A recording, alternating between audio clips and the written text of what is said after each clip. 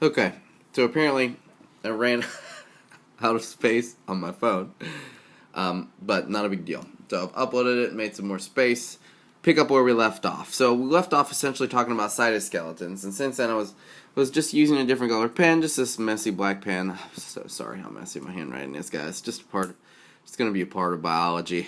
Apologize.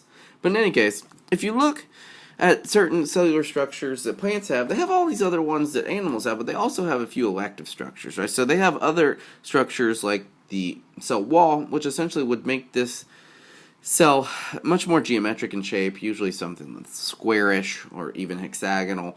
But plant cells have some different overall organelles or structures that animal cells don't. You guys know that they have this large central vacuole, and more important than anything, they also have this chloroplast, right? And this chloroplast has these stacks of these thylakoid discs on the inside, but this is just where photosynthesis occurs. Now, biologists have this really interesting idea, if you can remember, about essentially how we got chloroplasts and mitochondria are those energy-producing cells, and that's through that theory that we call endosymbiosis, where essentially one bacteria ate another bacteria, the other bacteria was like, hey, I really like you hanging out in here, and the other one was like, that's cool, I'll stay in here forever if you just keep me protected, and the other one was like, that's cool, but you're going to have to feed me. And I know that sounds ridiculous, but we can see this type of behavior in modern day bacteria, right? Sometimes one will consume another and facultatively use them for that purpose. One will provide energy, the other one provides protection, and it's just a really good example of symbiosis. And we see this, of course, in other areas in the animal kingdom, but it's not related to bacteria, just other really good examples. Things like coral, right? Coral are actually these animals. They kind of look like plants, so people think coral are plants, but coral are actually animals that are filled with bacteria called zooxanthellae, and they have this symbiotic relationship where they provide protection to the bacteria provide food to them, so on and so forth. Just really good examples of symbiosis. Coral, unrelated to this, but much more exciting than bacteria, and endosymbiosis, right? Now, the really tricky part is when we think about all of these cellular structures in terms of protists, right? So when we have protists, can't even really see that.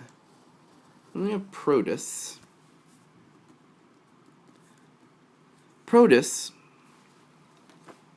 have some of these structures, like animals, usually almost all of the same ones, and protists can also have organelles that we find in plants, right? Some of them can photosynthesize, which means some protists have these chloroplasts, right? And if you can remember, we talked about Euclid euglena in class, and euglena is just one of these protists that we find in the ponds on campus that is single-celled.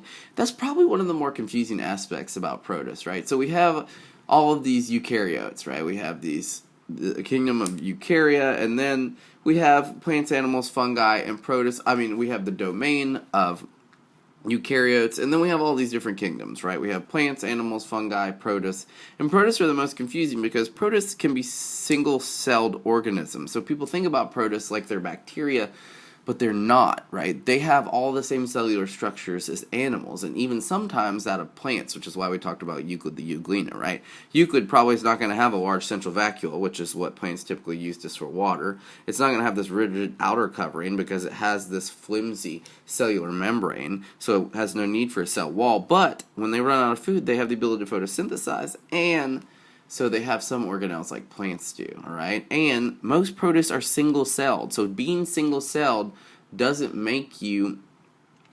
prokaryotic, right? Most bacteria are single-celled, but you can find single-celled animals that are much more complex that are protists. So try and keep that straight in your brain. I know that's confusing for a lot of people, all right?